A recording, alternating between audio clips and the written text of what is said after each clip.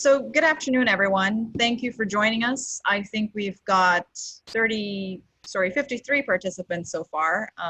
That includes the panelists. We're the Green Institute. That stands for, the acronym GREEN stands for Growth in a Resource Abundant Economy and Environment.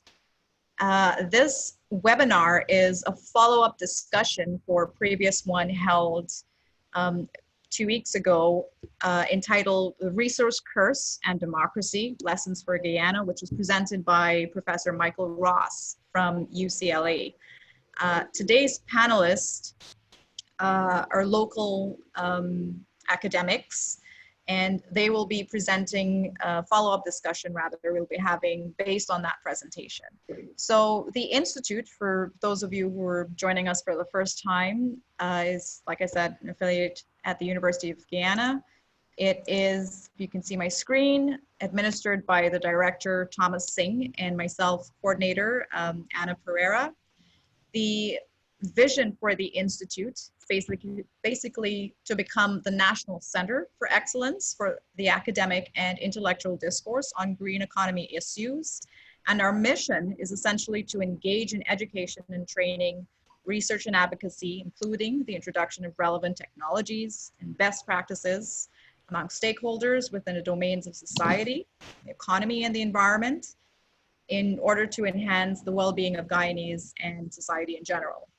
So today, our panelists, our esteemed panelists, include Dr. Desmond Thomas, Dr. Rishee Thakur, Dr. Pauline Bullen, and Dr.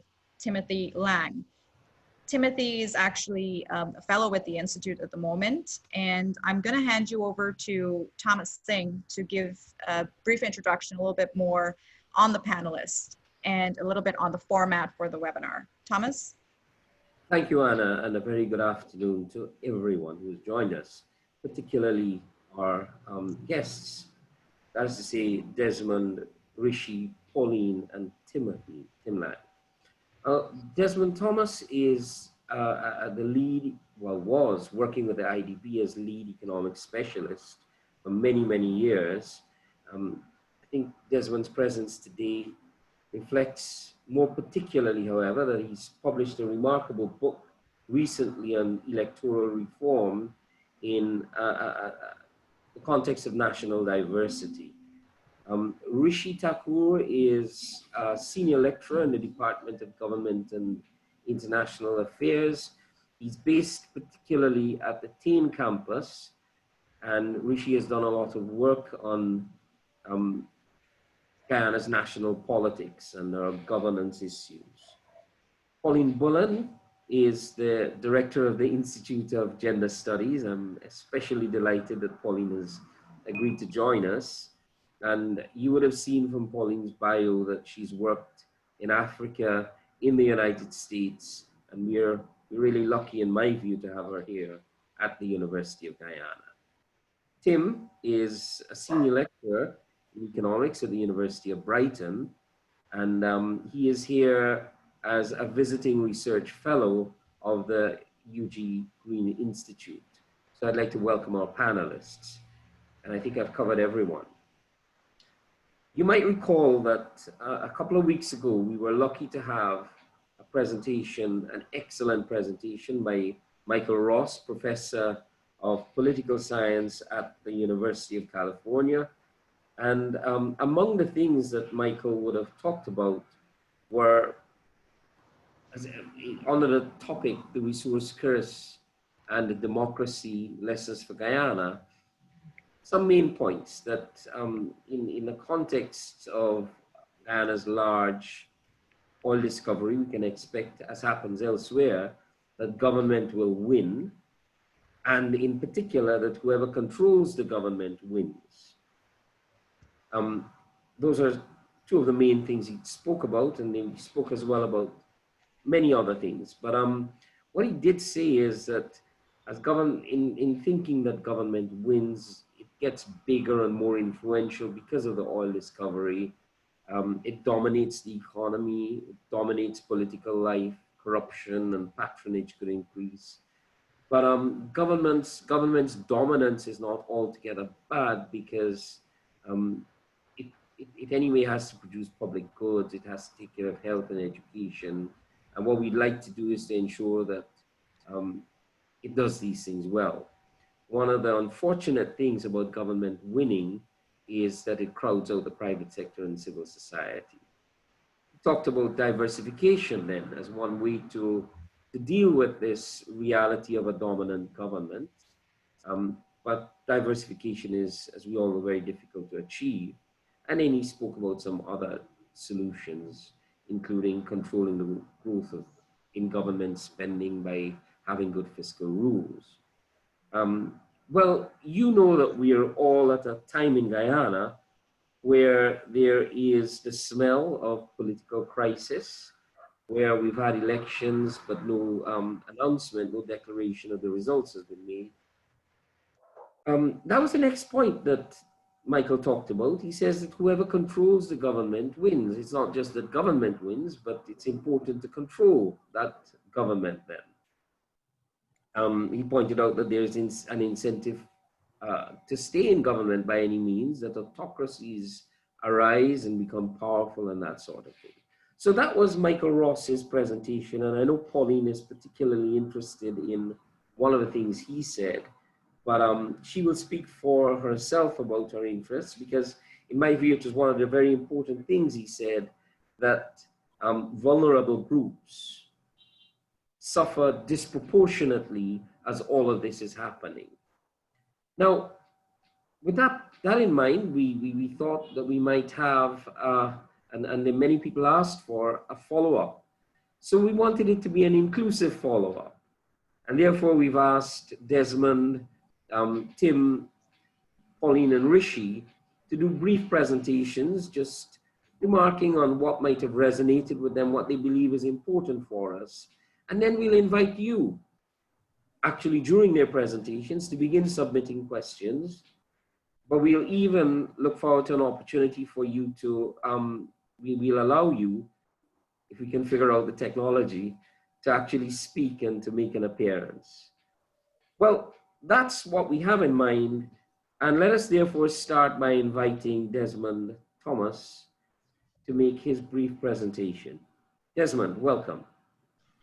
Thank you, Thomas, and hello to everyone. Thanks for the honor of inviting me to participate in this webinar. I want to thank also Professor Ross for the presentation that was, I thought, very insightful and useful in showing us Guyanese people the experience of other countries, so that we can, as we move forward in our own oil industry, we can benefit from the experience of others and therefore try not to repeat mistakes. The essential manifestation of the resource curse is that you have an industry, a resource industry, that has phenomenal growth and phenomenal impact on the economy, but at the same time has adverse impact on other sectors of the economy. Professor Ross drew particular attention to the effects of the oil industry. The oil industry might have with respect to agriculture, manufacturing. There are also problems in relation to the institutions like democracy, accountability, and so on. And there's also the issue of vulnerability of specific groups such as women and even perhaps some ethnic groups. I don't recall if he mentioned the environment and sustainable development, but I think, of course, that is a key dimension for us to consider in Guyana, because of, of the importance of the environment to us. Now, there has been a lot of talk about the resource curse in the media and so on. So this is not a new topic. And it's important for us to not repeat the mistakes of others, to use the international experience. Yet, given the weaknesses that we have, political instability and weak institutions, I fear that we may be set up to experience the worst effects of the resource curse. And that's a painful realization for me, that we should repeat old mistakes and have poor outcomes, considering the fact that resource exploitation is nothing new to Guyana. I mean, we've been with bauxite, manganese, gold, and so on. So it's not new to us. We are hardworking and inventive people, I think, and we're blessed with a country of abundance, natural abundance. So we deserve better outcomes than we've experienced so far. Now let's take, for example, the issue of economic growth. The IMF forecasts that in 2020, Guyana should grow by 86%. When the pandemic hit, they reduced that to 51%. They didn't anticipate that oil prices would fall as they did. So if we take into account lower than expected oil prices, we could be experiencing maybe conservatively 30 or 40% growth. Now, that would be much lower than the 86%, but that would be a phenomenal level of growth in this country. And we would probably have to go back to the days of slavery to find that kind of growth rate. Yet, if you ask the teacher, the nurse, the policeman, the minibus driver, the taxi driver, the vendor, you ask any one of them how they're doing in 2020, they will probably tell you that they are not experiencing any major increase in income. And this disconnect between the production of oil and the experience of the domestic of people in the country in different sectors of the country, this is at the heart, to my mind, of the issue of the resource curse, and we've got to be very careful about that. Now, a major point that Professor Ross emphasized, and Thomas, you mentioned it already, is the fact that he made the point that the channel by which a country typically benefits from a resource exploitation is via government, an enlarged government, higher revenue for the government, an enhanced role for the government. And this has a lot of major implications. It has the implications in terms of negative implications in terms of a weakened democratic institutions, the possibility and the likelihood even of increased corruption, nepotism, and even government mismanagement. The fact that people are spending money that seems to come easy can really have an adverse impact in terms of overall results. And I would like to highlight two things quickly. We don't have a lot of time, but I'll just highlight two implications of that. First of all, there's been a lot of talk in Guyana about the setting up of a sovereign wealth fund. And so there seem to be high expectations of this fund. The fact of the matter, as Professor Ross pointed out, basically, the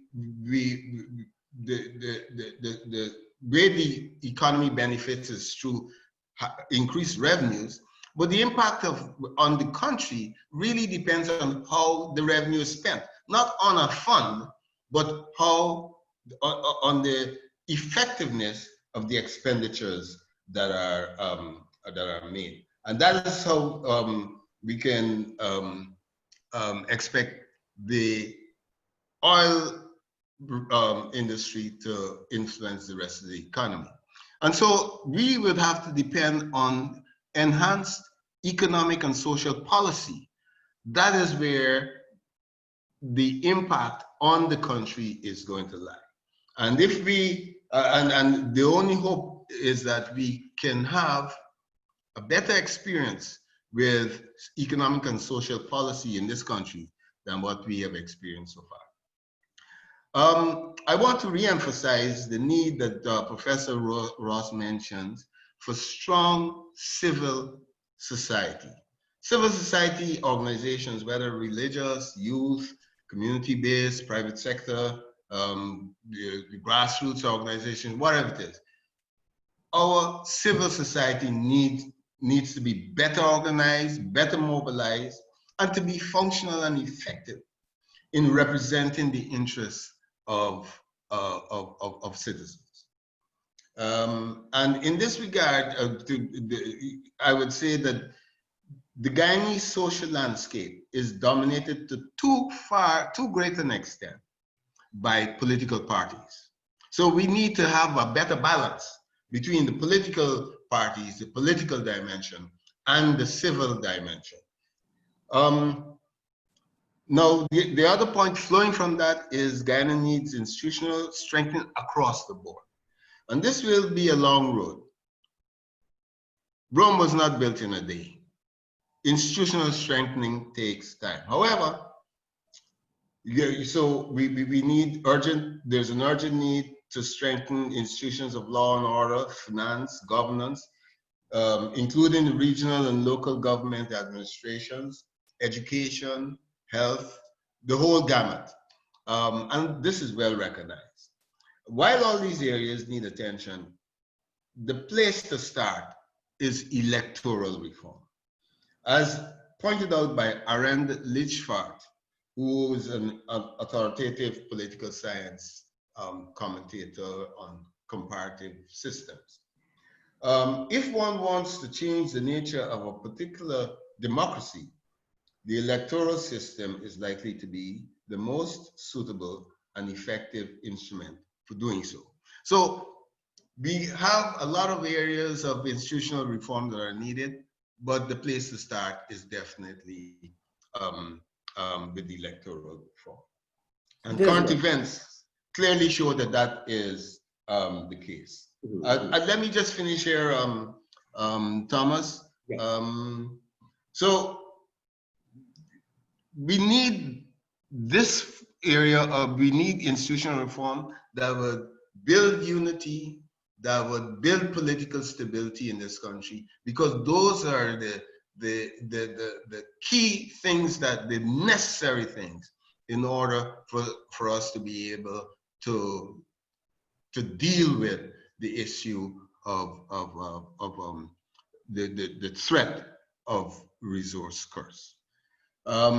So with that, I will stop. I'll just take this. I'll just finish by pointing out, of course, that urging people to get a copy of my book, Electoral System Reform for Diverse Nation, the Case of Guyana, where a lot of these points are given a lot more extensive treatment.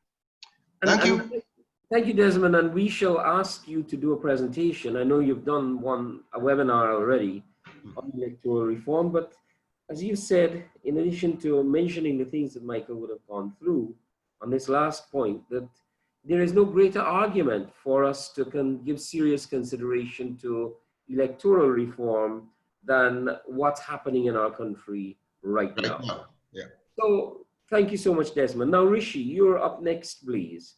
And for anybody who doesn't know it, Rishee is in Berbice. For me, that's significant in many, many senses. But one particular thing that matters as we think about institutions, as we think about electoral reform, as we think about democracy and what democracy means for us, as we think about government being big and dominating our economy, an economy that has been resource abundant for a long, long time, forever, is that Berbice used to be the major sugar producing area of this country. Rishee, a very good afternoon to you.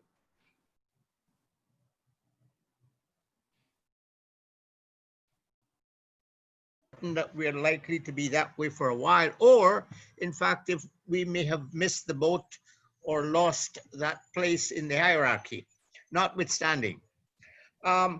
Interesting there, Desmond, I think you stole my thunder. I don't think I have anything much more to add to what you have said, but let me say a few things. One of them which came out of the lecture by Professor Ross. I'm an old Keynesian, and I was a little disappointed that Professor Ross didn't provide us with a clearer view of where he thinks we, Guyana, this resource course and all, are located in the international frame. How does he see Guyana in the context of what we all generally may call models or paradigms?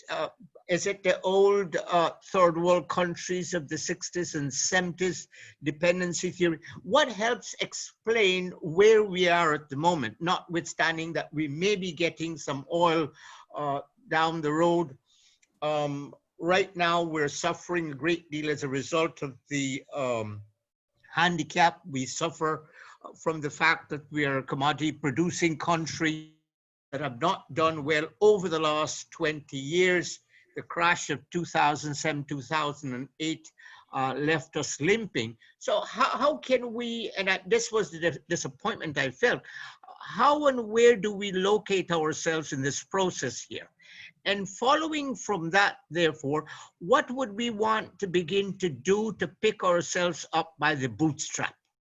Do we focus, for example, on food, that given the ailments that we suffer, should we not concentrate on food? Because that will at least bring food to the rest, quote unquote, population, as it were. In other words, what are the internal coordinates do we require to bring back ourselves where we can stand up our own and trade, produce goods and services you can sell to the entire, in other words, in the larger context of international political economy, where and how do we locate ourselves? And I was disappointing that he didn't attempt not to give us an answer, but to pursue that question to say, look, folks, here is where you're located, and here are some of the things that you may have to do in order to alleviate the circumstances which afflict you at the moment. I want to leave that for more discussion. One of the reasons is I brought on my table when I came to the desk this afternoon to sit here, the 4 books which I promised myself I'm going to go through sections of them. And let me tell you what they are, may give you an idea. The one at the top of the list, of course, is the one which was recently published by Piketty. It's called Capital and Ideology.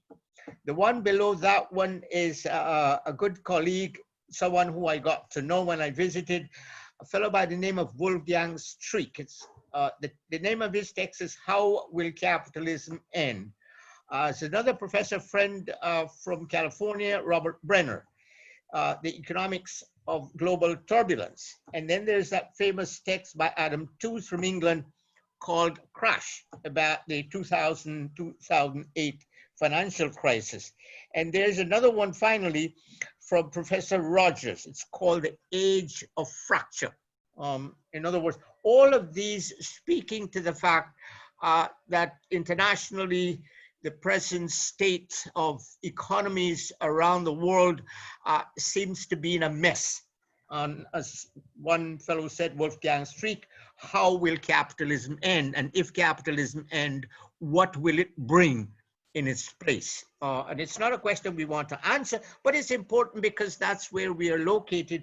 And from my reading, that's what folks are telling me, that we're in some serious trouble here and we're not attending adequately to it, despite the fact that we live in some small third world countries. It does not exclude us from that debate. In fact, what has happened in the past, we excluded ourselves from it by saying, well, that's for the big people in America and Canada and Russia and China and Japan and so on.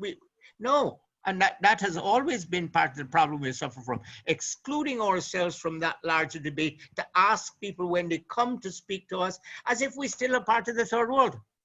And I never accepted that image or title which was given to us. And I think it's a mistake where we're continuing, and those of us who were asking questions didn't stop Professor Ross and say, where do you think we're located? And we want to discuss that question. Anyway. I will leave that there. The one point I want to Second point I want to emphasize, and a point raised, I think, by Desmond, importantly, and this comes largely out of what I teach as well, and that is the weakness of our political institutions. Internally, the view is that most of them, in fact, have collapsed. Increasingly, it is very difficult for any citizen to have any hope and or expectation that our public institutions are fair and just in the delivery of goods and services they provide. And I think until we can bring ourselves to be able to do that, the only reason is going to be, the only thing that will happen is that our citizens will look for ways to leave the place rather than to stay here. And I think much of that has to do with the fact that our public institutions are in a terrible mess. And we need to treat with them and treat with them urgently. For the time being, that is what I would want to offer. Thank you. Thank you, Rishi. And I'm glad that you reminded us of the global context and the particular time that we happen to be experiencing all of the many things that we are experiencing: oil, political crisis, and the rest of it, as we think about the way our global economic systems work and those relationships. And thank you so very much for that. Now, moving on to Pauline. And as Pauline joins us and takes over, I'd like to say a special thank you and a terrific thank you to all of you who have joined us. We see you, and we'll give you a chance just now to join us and to say something, because I think most of you probably know what we're talking about and maybe know it better. Pauline, good afternoon. Good afternoon, Thomas. It says that the host has to open up my video. Huh? Okay. So if people want to, but you can hear me, so that's fine. Yes, well, you know, I found Professor Ross's presentation particularly interesting for a lot of reasons. And many of those reasons for me were linked to ideas of colonial oppression, development, issues around development in terms of, in countries with high levels of poverty, countries where we have seen that oil has not really benefited the mass of the population. And some of the points that really stuck out for me were points where he said, that these oil companies are not our friends. He talked about ExxonMobil, and he said ExxonMobil has been around for, over a century, right? Longer, they're century-old institutions that we're looking at. And when we think about that, in terms of our history, we do have to ask, how do these century-old institutions coming out of colonial, systems of colonial, exploitation, how do they now re-examine the work that they do in light of a need for a more inclusive society, So, again, he says, how does oil get in the way of building nationwide equity in a society where citizens appear to have difficulty adopting the principle of I am my sister's and brother's keeper, all right? And how, these are some of the questions that evolved as I listened, how can a people who have become acquiescent, and he talked about acquiescence, he says, my question is, how can a people who have become acquiescent and accepting of a status quo then empower themselves in order to make people in power uncomfortable and affect policy and plan reforms, all right? Because affecting policy and being part of the planning of reforms were listed as part of the strategies for building stronger economies. He said that often with, yes? You could put yourself on, please. My apologies. Pardon me? You could put on your video, please. Oh, okay, doesn't really matter any longer, okay. Yeah, so he's, Sure. you know, some of the points, other points that he made, he said, you know, key with an oil boom, it's often that the government that wins. Often spending is off the books, and there's difficulty in knowing the size, the true size of spending. But nevertheless, political influence is great, and the private sector becomes dependent on government contracts, and often what occurs is that there are competing interests. And we see already in Guyana that there is great conflict between competing interests. So how do we do that institutional strengthening that was already mentioned? All right. You know, I think in terms of some more of the challenges, you know, moving wealth from below the ground to above the ground, he mentioned, directing a sudden flow of revenues, and to be aware that policy interventions don't always work.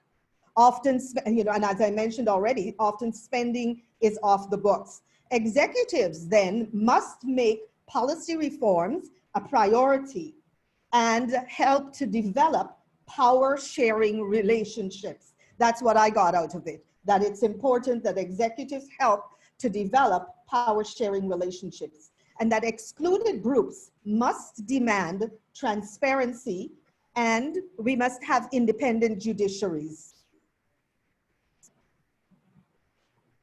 So, you know, I was also interested in the fact that he mentioned that education is not sufficient. You know, we worry about educating our people in order to be better prepared for this oil boom. He says it's not necessarily sufficient, but it has to be paired with academic freedoms that foster independent thought and new ideas. So, and as educators, we really have to develop in our student population and in our citizens the capability of critically and analyzing what is happening in their lives, right? And the effects that this oil extraction is having on their lives, and be willing to openly challenge and demand change. And some of the health effects, you know, when I think about the fact that we have to be aware of the damages and the dangers, respiratory damage, decreased immunity, increased cancer risk, reproductive damage, higher levels of toxins, hydrocarbons, and heavy metals, you know, so for Guyana, the damage to our waters, to our natural resources, these are things that we have to really monitor. So that was it for me. That was my takeaway.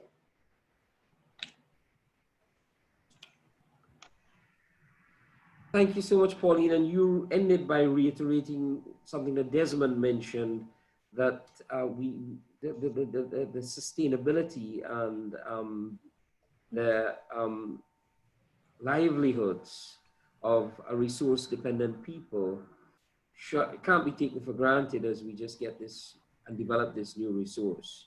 Yes. Because it might be particularly so that there's a trade-off between the development of that resource and this resource base that we depend on for our livelihoods. So thank you so much for that, Pauline, and for the various insights. Tim, a very good afternoon to you. And you've unmuted yourself. I honestly don't know how we could see you again, but please. I don't know, but I will carry on regardless. Quite a lot of you know who I am anyway. Sure. So again, thank you, Thomas, for the opportunity to come and talk today. And you know, I'd like to thank Michael Ross again for an absolutely fascinating presentation. You know, my research is a lot embedded in institutions and how they relate to economics. So it was an incredibly interesting story. I think I'd like to reflect on it with a couple of stories or thoughts I had based on Guyana's recent history, because I think as well as learning from what's happened elsewhere, I think it's important to reflect on what's happened in the recent past in Guyana to think about what's going to happen in future. And I think the biggest thing for me that came out of Professor Ross's presentation was just this incredible shift in the nature of what government will mean for the economy. You know, government is now going to be 60, 70, 80% perhaps of the economy over the next 20 years, if we believe these oil sorts of numbers. The government in Guyana, at least in my experience, has often been dependent upon external donors for funding for projects, and lots of the private sector that's associated with government has also been dependent on these sorts of people. That's going to go away. That's going to disappear. You're not going to meet any of those criteria of international donors anymore. Instead, it's going to be the government itself, which is the donor. How does that impact government itself? How does that impact the private sector? How does it impact competitiveness? I think is a huge question. This is not completely unprecedented. I'm sure everybody's aware that Guyana's already had a resource fund, the GRIF, based on the Norwegian money, $250 million US over 5 years, supposedly, for protecting the rainforest. Guyana had tremendous problems spending that money on anything worthwhile, even spending the money at all. The absorptive capacity of government to absorb the amount of money that is allegedly going to be coming in over the next 5-10 years, I think is open to humongous questions. In which case, if the government can't spend the money, or certainly can't spend the money on anything productive, what does that actually mean for the wealth and well-being of Guyanese citizens? The second reflection I had was a point that Michael Ross, I think, wonderfully made about the role of diversification or lack of diversification in oil-abundant economies, and that basically oil-abundant economies all want to diversify their exports and generally fail to do so because oil dominates. Guyana's exports are dominated, as you all know, by sugar, rice, gold, basically, and increasingly by gold in recent years. And there is a lot of political capital invested in protecting those sectors from one way or the other, and then we see this in the recent discussion of the sugar sector and various things with the mining sector. These sectors' importance as roles of foreign exchange are going to disappear. What does that do to the political economy of Guyana when sugar at the moment is not going to have that role? Oil will bring money, but it won't bring jobs. Do these sectors have a role in providing employment?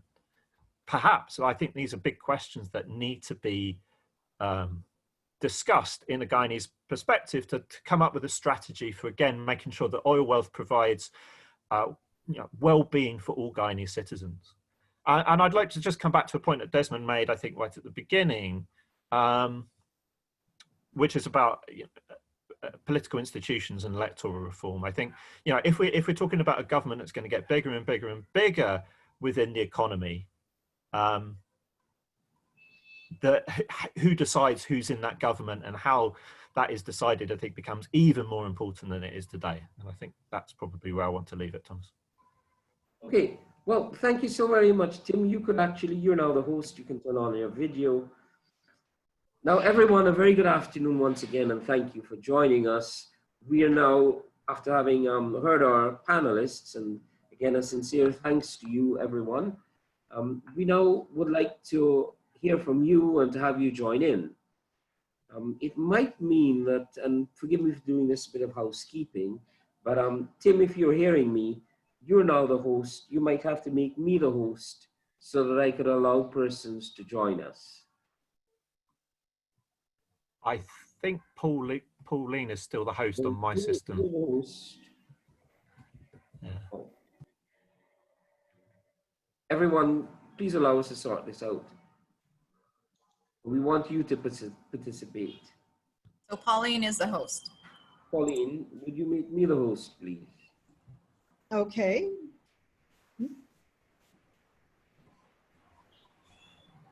All right, I'm in. What would you like me to do? Make me the host, please. Make you the host? Oh, okay, sorry.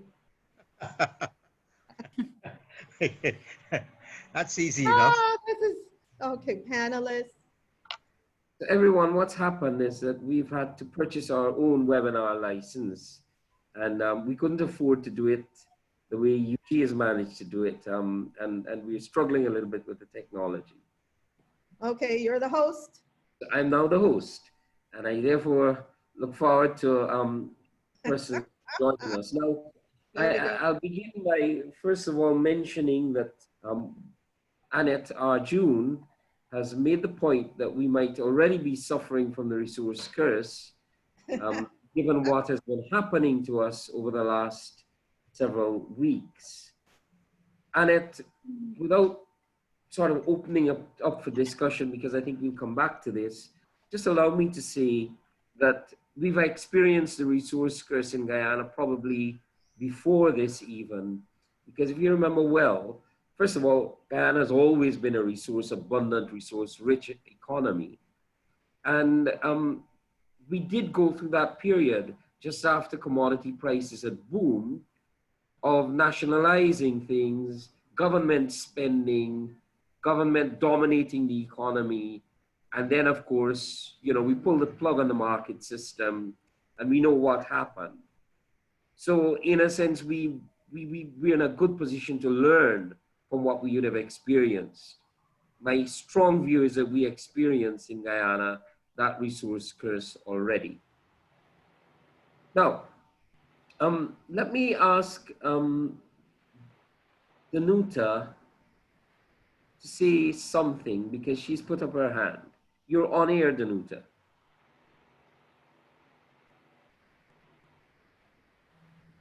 Hello? I think she needs to unmute her mic. You need to unmute your mic, please.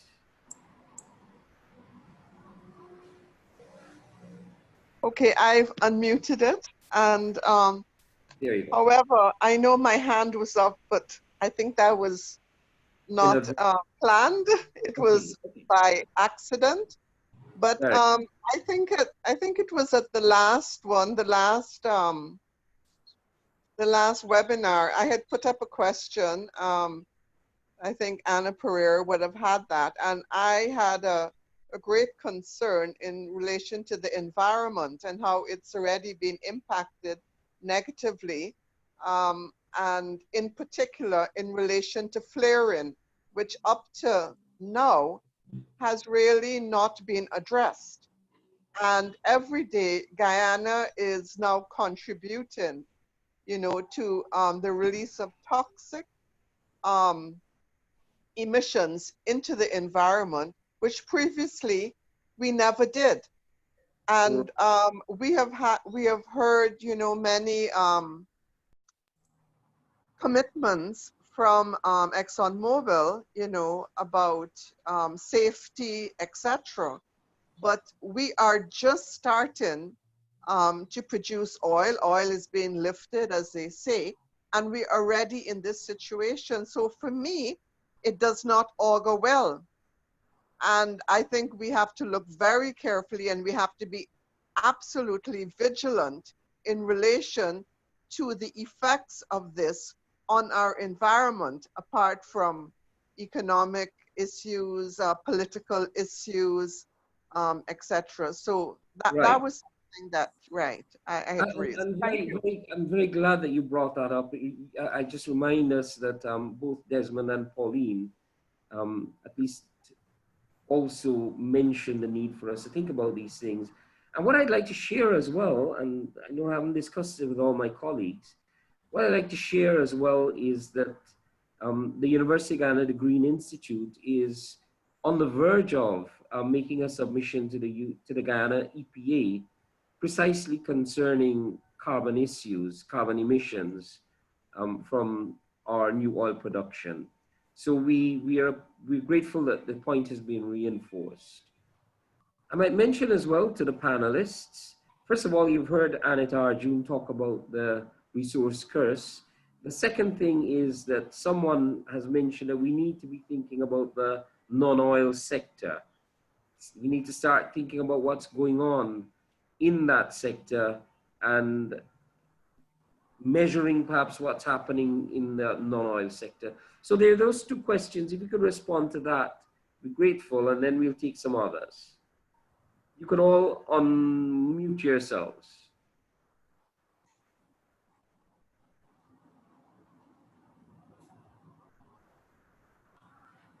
Yeah, maybe if I could just make a remark here. I mean, this is where you know, the issue of the non-oil sectors cannot be divorced from, we're looking at one economy, really, an economy with an oil sector and non-oil sectors, social sectors, environment, etc. So, it means that this is the reason why institutional strengthening is so important. And also right now, for example, all our energies are being taken up in a political fight when we need to be getting together so that we can devote these energies to dealing with the problems that we have. And as Tim mentioned, we even have to build the capacity. We really have a huge task ahead of us. And that is why we need to get to a point of political stability where our energies are not being diverted into the wrong direction, where we really can sit down and tackle a lot of problems, the environmental problems, how exactly we're going to support our industries. What about the hinterland? We talk about supporting, moving more and more into the hinterland and so on, and yet there's so many problems that the people on the coast don't even have a clue about in terms of what's going on in the hinterland and the suffering that people have to endure. So we have huge problems, and we need to get our act together as a people in order to address these problems. But Desmond, the one thing that we probably ought to mention is that the economic forces that will be working against our traditional exports are powerful and enormous. That would render, and they include things to do with our international competitiveness of our traditional exports. This is all known as the Dutch disease, and we'll have to have a webinar on this. But it's rather easy for us to talk about investing in agriculture, in food, even rishee, and in many of these things, when in point of fact, if I might say this metaphorically, the very plant and chips that we produce and love so much might become things that we cannot afford to produce anymore as we become an oil exporting nation. No, but that is the point. That is precisely the point, Tom. That's precisely the point. The fact is, if we want to, we have to take the correct policy measures to sustain the agricultural sector. In other words, as Michael Ross pointed out, there is the tendency that agriculture could suffer as a result of oil exploitation. So the question is, what do we do if we want to make sure that we maintain the balance? And it may mean, for example, shifting resources in that direction. So as I mentioned, the way, whatever is going to come out of our experience is going to depend on the policy, the spending decisions that are made. That's right. And those decisions will impact whether we have an agricultural sector or not. And it may, we have to make political choices about these things. So somebody said, I think it was you, Desmond, that while we engage on the quest for power, the opportunity cost is massive because of all these other things that are still happening, but we're not addressing them. Now, Audrey Ben has asked a really interesting question here. How can institutions be reframed or restructured, especially the political ones, to make development inclusive, especially for marginalized groups, such as women, indigenous communities? Pauline, any ideas? Sorry, I have to hear that question again. Okay. So Audrey's question, how can institutions be reframed or restructured? Yes, especially the political ones.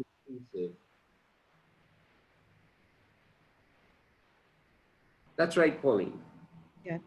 Well, you know, I think the key there is you know, looking at inclusion, you know, and looking at policies, and that can't be done. That's not done on an individual basis. It has to be that organizations come together and examine closely their policies. You know, those, as Raquel mentioned, those social safeguards that benefit only a particular group of people, right? We have to look at, you know, occupational inequity. So all of these issues have to be examined closely, and they have to be changed. There has to be structural change. And it has to come from the top. It has to come from within organizations. It has to be meaningful. It has to be in terms of policy. It has to be in terms of laws. And you're right. It has to come from the top in the sense that there has to be a deliberate attempt to create space for civil society and marginalized groups to express their demands, if you will. You know, we do have to create that space. Now, Annette Arjoon and Elio Cameron, I'm going to now ask you to speak respectively, one after the other, and then the panelists will respond. First Annette and then Elio. Thanks, Thomas. My contribution is basically in context of the science behind climate change and the fossil fuel contribution to climate change, but also the impacts we're experiencing in Guyana right now. Look at Danzig, Maikoni, 3 kilometers of sea defenses breached since last year, September. 9 months and counting, we've spent 30 million US and we can't seal that breach. We know that with the stronger storms and more overtopping, more of our coastlines are going to be compromised. So I feel that we need to start ensuring that climate resiliency is featured in every single infrastructural developmental project going forward.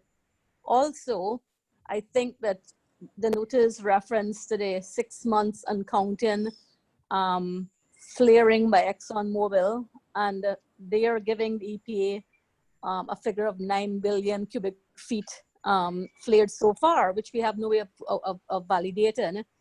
We also have to look at the cost of that, the environmental cost of that, not only in the terms of when we brag that, oh, we have $65 million from the first shipment of oil and 35 million from the second for Guyana alone. The other companies had their tankers as well.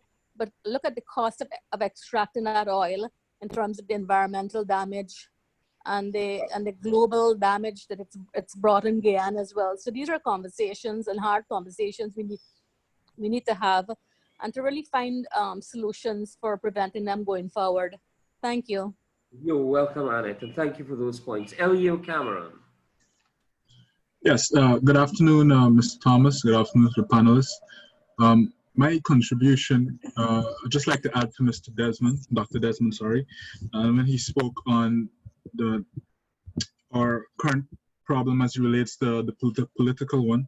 And I believe that we will always end up back into a resource curse if we don't handle this underlying issue of the political curse that has been there ever since our country gained its independence. I am just an engineering student about to graduate, and I'm fearful about our future now that we stumbled upon something that could be great benefit to the country, and at the same time it could plummet our country further into more economic turmoil.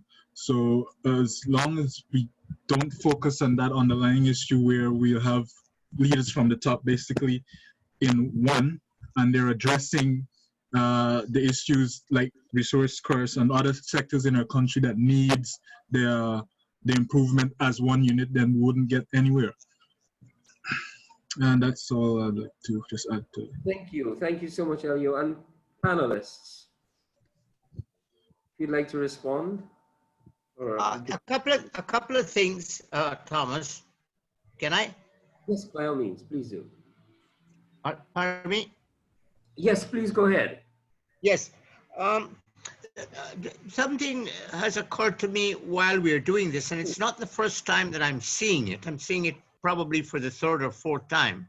that the issues which are in front of us, quite clearly very large, both in terms of magnitude and in numbers.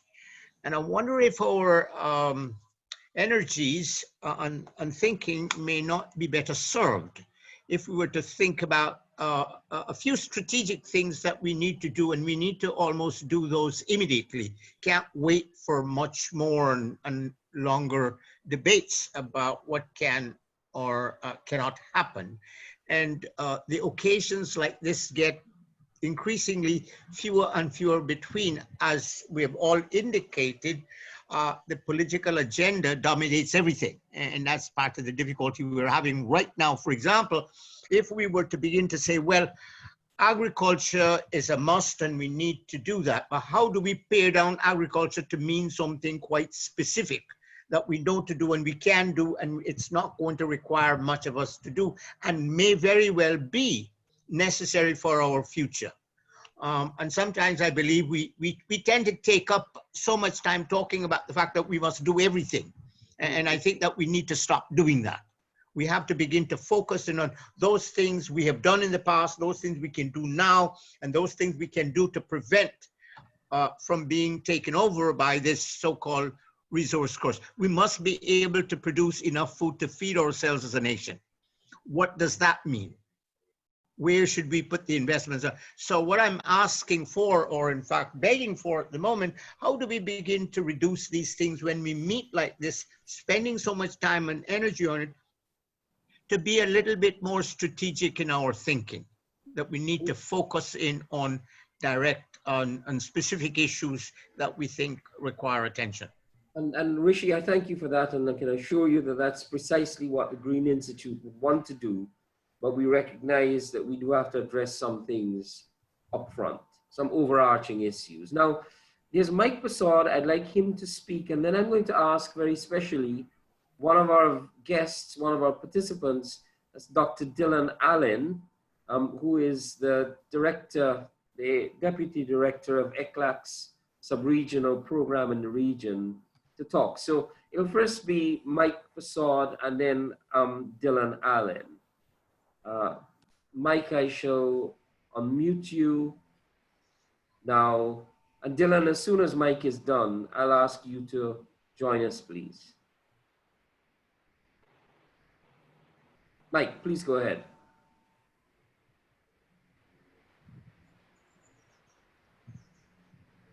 Can you hear me now? Now I could hear you, yes. Hi, good afternoon, everyone. Desmond Thomas invoked the name Arendt Lepart, who talks about democracy. I think he means that something is wrong with the democracy in Guyana, and unless you have that, you could be inviting or be open to the resource curse problem. And Pauline Bullen talked about lack of integrity in public accounting, government stealing money, not giving accountability for the money spent, and so on. But one of the problems we are missing right now on this election impasse we are having is that you can't have democracy in a state like Guyana, the way it is set up. Deep state corrupts and invades, undermines all organs in the state, the police, the courts. What can you say about GCOM? GCOM lives in the belly of the PNC. So something more fundamentally is wrong in the state. Excuse me, Mike. You hearing me? Yes. Yeah, and what I would like to say is that, you know, I think we've heard you. We're going to ask you not to do your elaboration, please. Okay. But we've gotten the essence of what you've said. All right. So okay. let us see if we can focus on those problems, how to fix the state.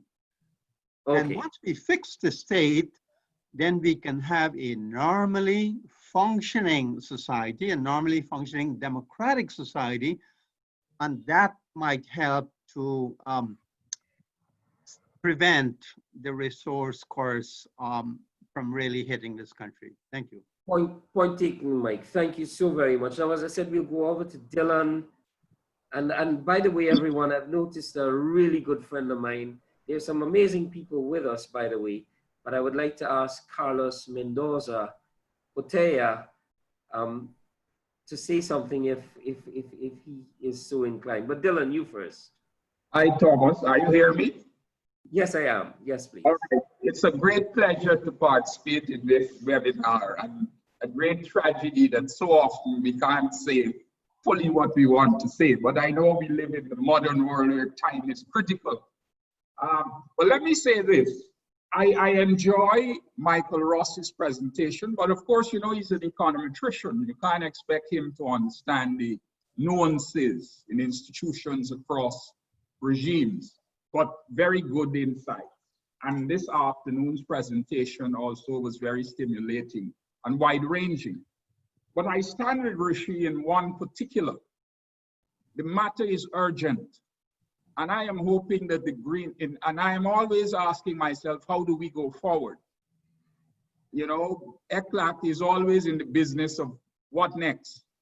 And so I think that we need, as he says, to be strategic, what it is that is possible now, what it is that is possible later. The situation is very urgent, but we have to start with where we are. We have huge human capital gaps. We have multi-ethnic distrust, and we have all the things that are not good for what we're talking about. But what we need, I think, is a unifying vision of where we want to go. And that vision should alert us that we are on the threshold of the fourth industrial revolution. All this thing about oil and sugar and bauxite is fine. That is where we are. But that is not where the world is going. So first of all, let us settle on a vision which both political parties or more than one political parties could agree to. They could differ on strategy, on tactics, but the strategic vision must be clear. And look at the examples of the Caribbean, be very careful. Trinidad and Tobago has good institutions, bipartisanship, and has gone nowhere in terms of diversification and transformation. Let us look at examples where it is won. Places like Rwanda, where their obituary was written off, and they're doing extraordinary. Yeah. Ross says Botswana is not an oil industry, but it's metals, and they have done extraordinary well. And you know why they've done so? Because there has been a commitment to transparency and integrity at the top.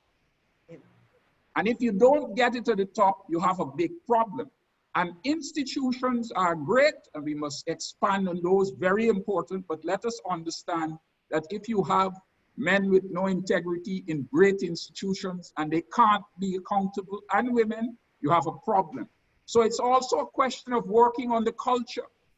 And democracy is not protected by governments and the political class. It is protected by the people and the press.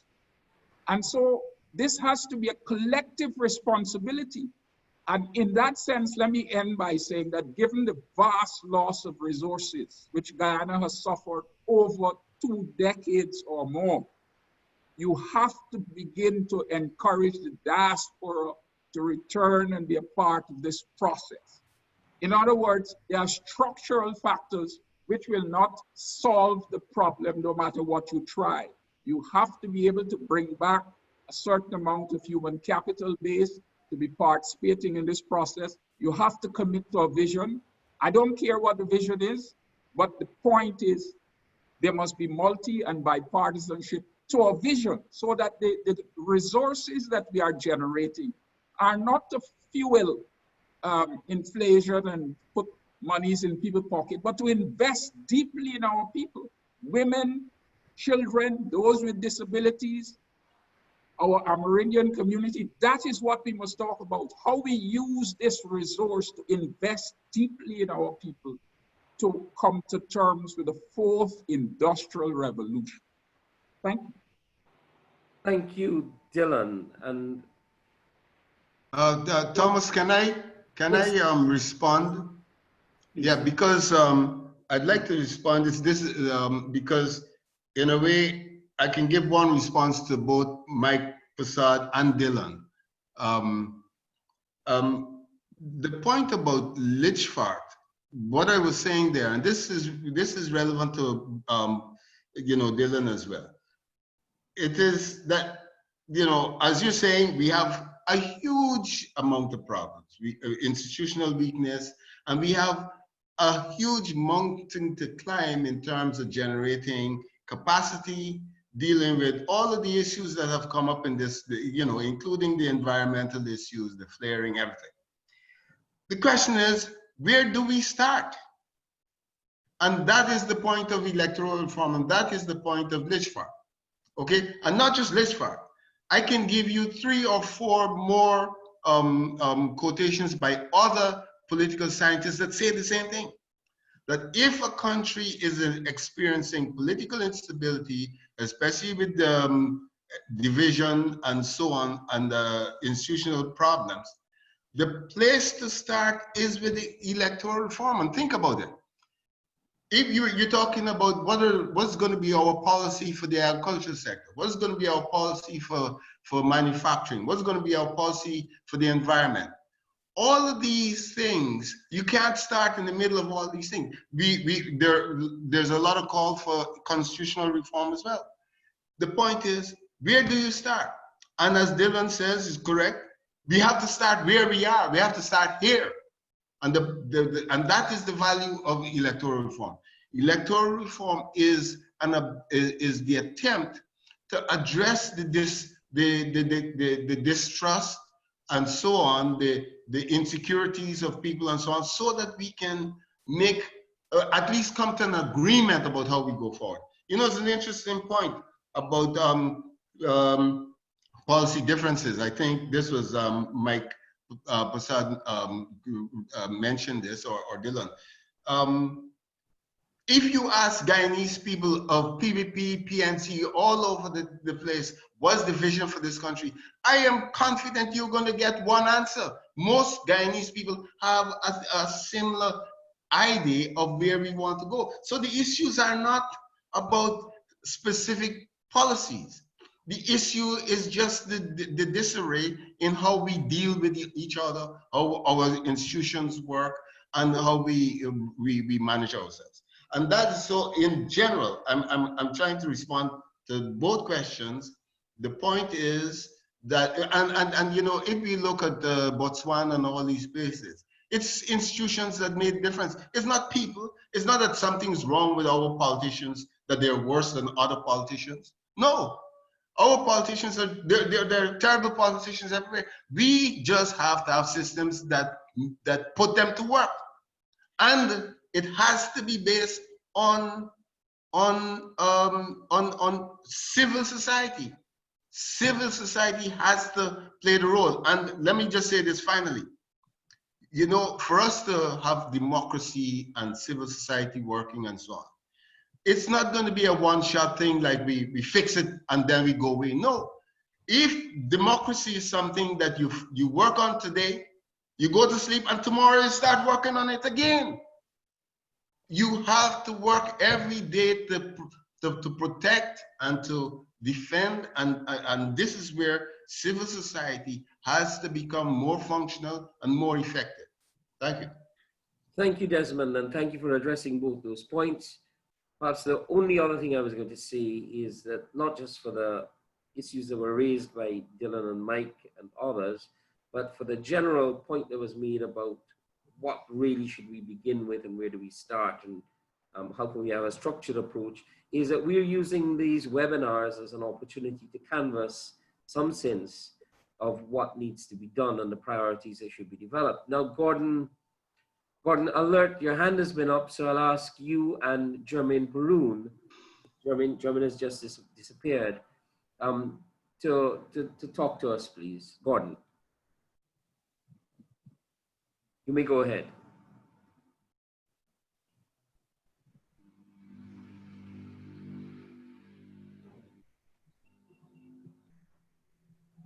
Yes, please, Gordon. I'm trying to unmute you, but I think you have to unmute yourself. There you go. You hearing me now? Yes, that's right. Okay. I think I'm quite pleased with the approach that Desmond is taking to look at electoral reform, because I think the confidence in any system would only come about, as he rightly said, when people feel comfortable and they have confidence and there's a sense of justice and fair play that will happen. But many times that has to do with whatever structure that you have. Systems are very important for the natural governance of things. Therefore, if you don't have that right, then a lot of things will not happen. The type of development you might want to see may not ever take place. The other thing I want to mention, as someone who has spent some time in the sugar industry, all my life in the sugar industry, I think Guyana need to revisit the models that they have as something that they can do instantly. When a business model fails, having run for so many years, you need a different business model for the industry.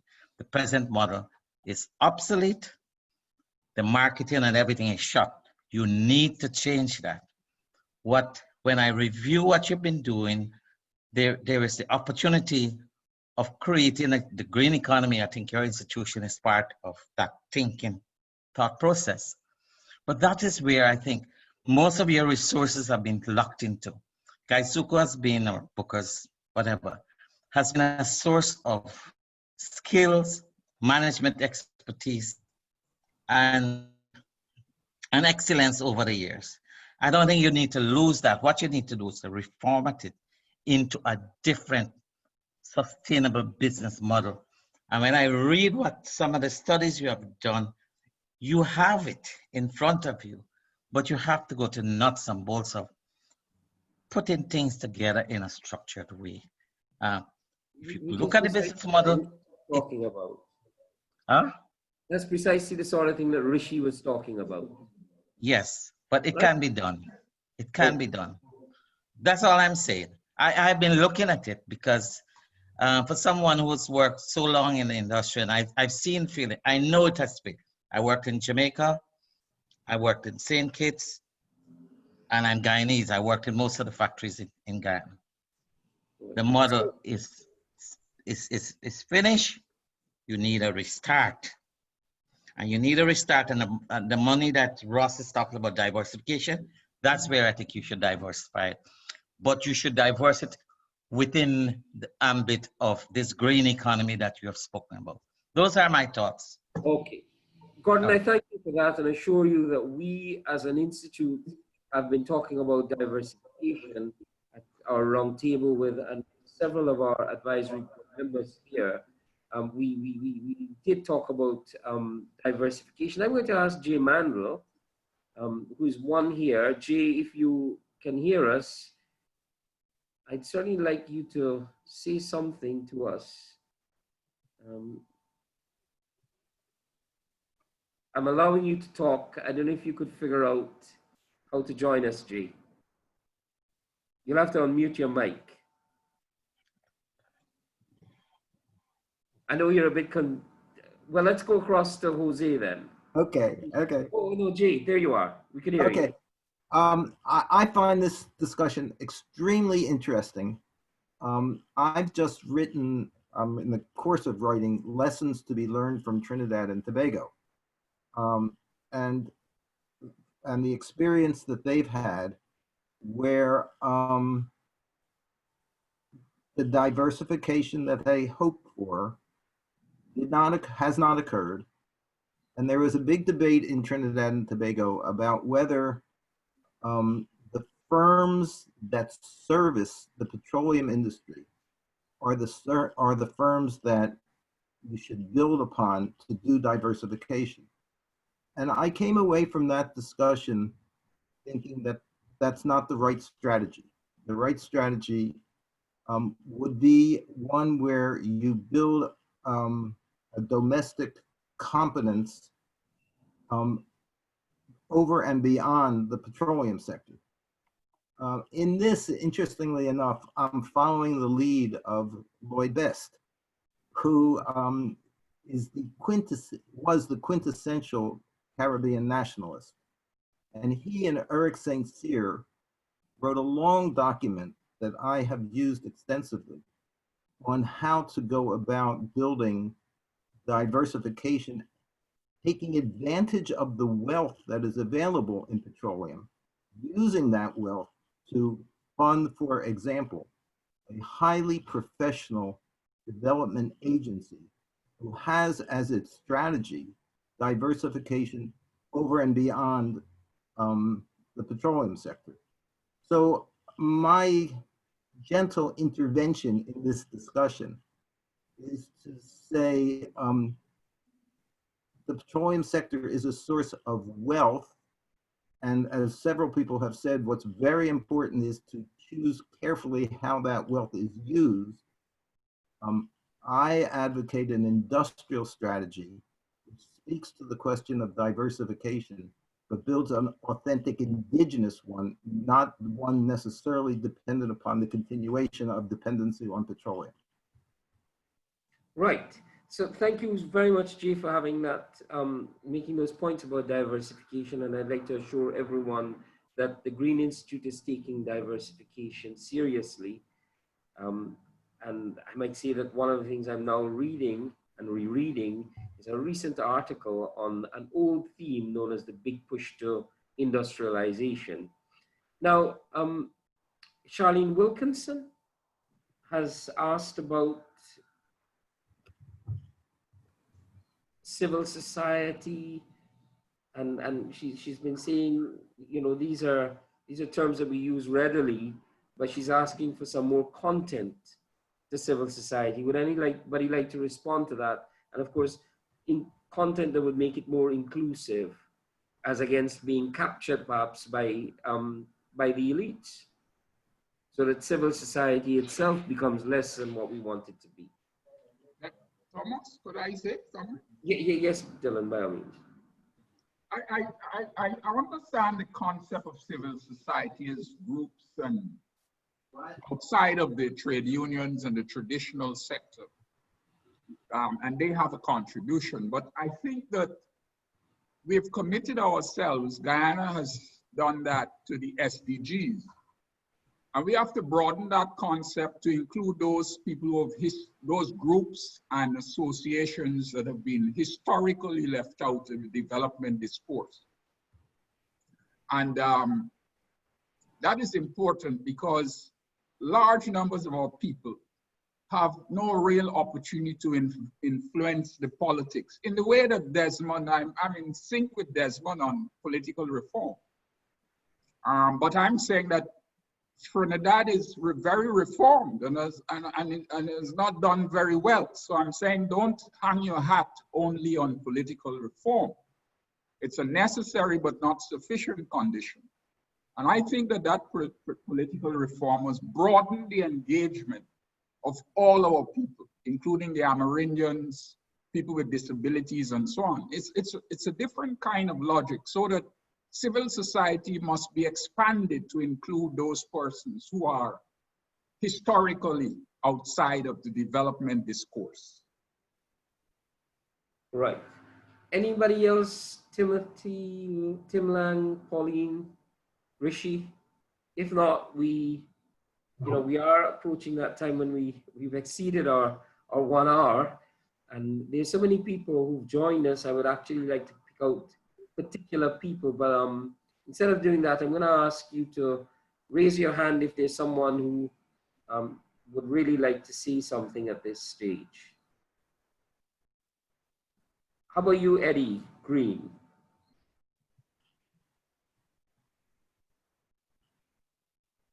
Let me see. I'm not sure if Eddie is still with us. I think he had to leave for something. Just had to leave. Thomas, just a brief response to something Dylan just said. Hi, Dylan. Is it, long time no see. But look, you make an important point. Electoral reform is not a panacea and has no guarantees, but it is necessary in Guyana's case. The point is, as I was mentioning before, it is necessary to have electoral reform, but it has to go along with political will from all sectors, with a willingness across the board to make it work. So, you know, your point is taken. It's not a guaranteed thing, but in our case, it is necessary. It's a necessary starting point. Right. Thank you, Desmond. Now, everyone, we really ought to be winding up. This has been a very, very enjoyable, and for the University of Guyana Green Institute, a very important webinar, because what we will do is we will ensure that the guidance we receive from you is taken seriously as we continue to develop our strategic plan. I've heard you talk about the importance of inclusiveness, the prior importance perhaps of getting our electoral system and our state governance issues, or governance issues as a nation state sorted. We've heard the concerns about investment, particularly in the other sectors, to ensure that there is diversification. And the things that you've identified, we've heard your concerns about the environmental integrity and the total wealth of our country, the total national capital, if you will, as against merely GDP. These are very important themes, and I would like to continue the conversation a little bit. So if there's any one person more who would like to say something, raise your hand, please. If not, we shall stay a general. I just wanted to say, Thomas, that it'll be good if in the next round, because we've done a lot of the analysis so far. In the next round, we begin to think about a roadmap. What kind of institutions exist, and are they sufficient? What kinds of institutions we must invent so that we, as Desmond said, they are appropriate to our circumstances. And I think that roadmap, however developed, at least would be something which is on the agenda for discussion. Right, and Dylan, as you say that, you know, I'm going to ask someone. There's Jerry Dias, and I think it's Father Jerry Dias. You know, one of the things the Institute has been absolutely clear on is the role of civil society, and particularly our faith organizations. Not that we want to do that, but we want to ensure that our space and the space that we create is open to voices such as these. So as we're closing, I don't know, I'm going to allow Jerry Dias to join us if he's still here. Hi, good afternoon, everybody. Good afternoon, Father. Thank you very much for all the inputs this afternoon. It was very informative and helpful. For me as an outsider, living in Guyana for the last 10 plus years, and basically living in a faith-based community, it has given me a lot of insight into an exposure into Guyanese lifestyle. And I had asked a question earlier, probably you didn't have a chance to pick it up. I was just talking about corruption, how corruption and alternative way to use, I was basically trying to say between public sector and private, is there an alternative between these two, or maybe there is a middle path between these two, so that there is no way of any corruption or misuse of public funds or any resources. So that was my question, but it was very helpful information today I received. Thank you very much. Thank you, and we wanted to welcome you too. So a very good evening to all. Anna. Yes, Thomas. Yes, thanks. I had sent you a message there. I just wanted to read something that Chancellor Green had sent before he exited the webinar. He said, "Congrats to the UGGI on the series." He obviously had to leave for another engagement, but he had a comment. He said, "The global economic landscape needs careful analysis to rank various countries on the scale of oil or natural resources development." The syndrome was suggested by Professor Thakur from the Tain campus. He says, notwithstanding few successes such as Botswana, there is generally a negative correlation between raw material export and economic growth.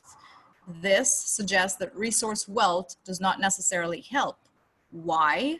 Because of underinvestment in other industries, exposure to price swings, concentration of wealth that discourages development in the rule of law, and also corruption.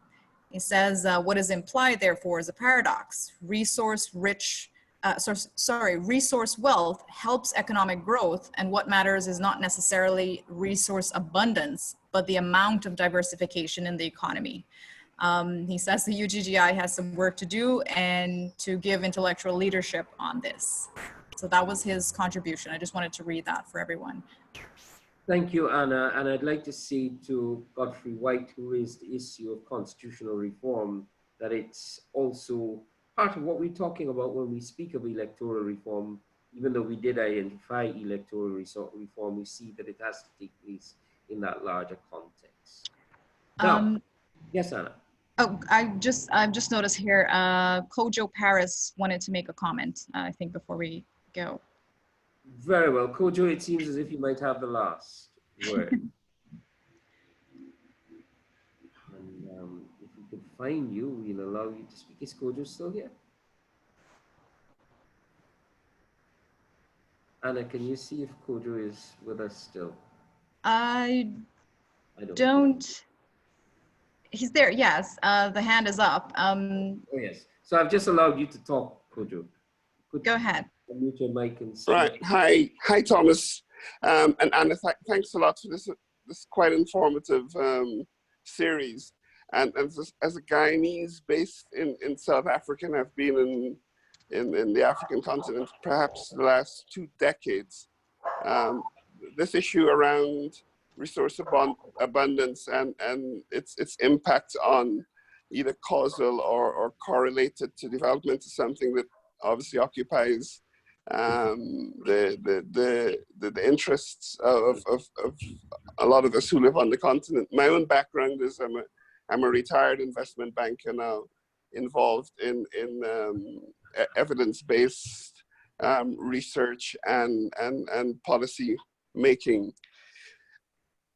And I'd like to throw, as we conclude, I'd like to be a slightly disruptive, because the professor, I don't remember the name, mentioned that as we go on in this series, we would look to issues of solutions rather than analysis. And I think this is really important, because many of the problems that we've identified are very insightful, but they really have been known for a while. And the question is that we haven't usually gone on to define and execute implementable solutions to them. And in Guyana, I suspect we don't have to do a lot of reinvention of the wheel, but we need to look towards adaptation. The one thing I'd like to mention is that the biggest correlation I have found in my own experience, both in the private and academic space, is the correlation between development, particularly in low GDP countries, and the quality of the national elite. And it's a tricky one to deal with, because you can't design a national elite in a proactive way as you can laws or institutions. But when I look at what's been happening in Guyana for the last year and a half, one of the more glaring challenges we have is how do we convene a patriotic, competent, and meritocratic elite, and that, no matter how many laws you put into place, as we can see, no matter how you're not gonna move forward unless you have that quality of elite who would be the ones to construct the institutions which underwrite sustainable long-term development. And perhaps we may want to spend some time thinking through that issue. Thanks. Well taken, Kojo. I thank you very much. I think one of the issues that we have to deal with in Guyana here is that elites tend to be also in a position of access to rents and become themselves unable to resist the temptation, if you will, to use their positions to acquire rents and to seek rents. Now, having said all of that, I would like to thank our panelists, Pauline Bullen, Desmond Thomas, Rishee Thakur. I'd like to thank all of you, in fact, Anna Pereira and all our Desmond Thomas. I'd like to say thank you, Rishee Thakur. I don't know if I've missed anybody. But I'd like, oh, where's Timothy? Timothy has disappeared.